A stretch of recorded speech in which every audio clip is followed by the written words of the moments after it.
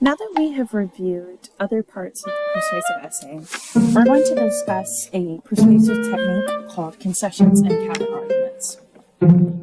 We're going to first start off by talking about concessions and what those are. In an argument, a concession is when the speaker gives up a point to their opponent. So, you are talking to your audience, you're debating, and you want to convince them. What better way to get them on your side than to show them you understand that they have a point too? Concessions make us seem reasonable. If we acknowledge that our opponent has a point, they're more likely to listen to our own points. How to concede? Step 1, you pick a point from your opponent that you can agree with. And step 2, you write a sentence or two that admits they have a good point. Say, for example, that you don't want to clean your room, but you have been asked to do so. I understand that it would be best case scenario for my room to be clean. So maybe I tell that guardian, I understand it would be best if my room was clean, and I wish it was clean too. That way you show them they're not crazy. It's not an unreasonable request. You guys have something in common.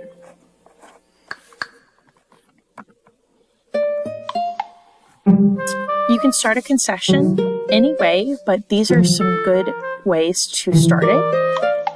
It is true that, admittedly, obviously, I agree that these starters are important to include because they'll help your reader understand that you are taking a moment to step back and acknowledge that they have a point.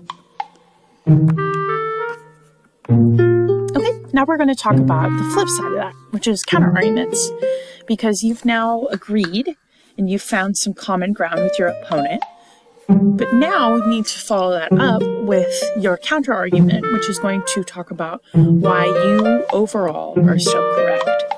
In an argument, a counterargument is when the speaker argues that even though their opponent might have a point, that they are still more right.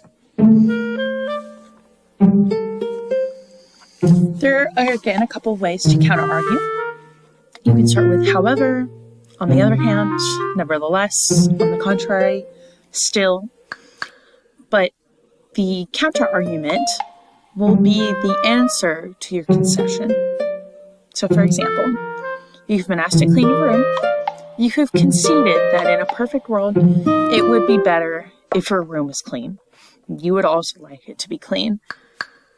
On the other hand, you had school all day today, and you have to work later, so you just don't have time to clean your room today. That's a counter-argument because you have acknowledged that it would be best for your room to be clean, but you're saying that you can't actually clean it today because you have other things to do.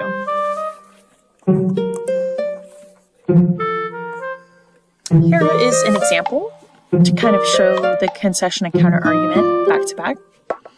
This would be if you were arguing that iPhones are better than Androids. You'll see that it starts with a concession. It says, it is true that Androids offer a better variety of different models.